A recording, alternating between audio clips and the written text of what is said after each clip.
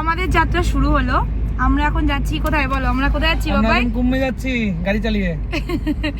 এখান থেকে আমরা মানে রাম মন্দিরে যাব। এখন যাব বেনারস, বেনারস থেকে যাব কুম্ভ, তারপর রাম মন্দির, গয়া হয়ে বাড়ি। ইয়েস, আমরা অনেক জায়গায় যাচ্ছি।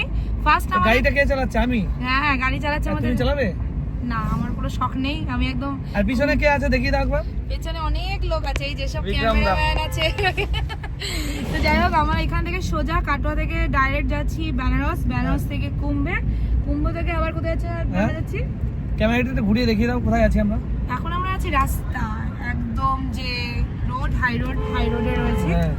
আর পুরো জার্নি তোমাদের সাথে শেয়ার করব। জানি না কবে পৌঁছাবো।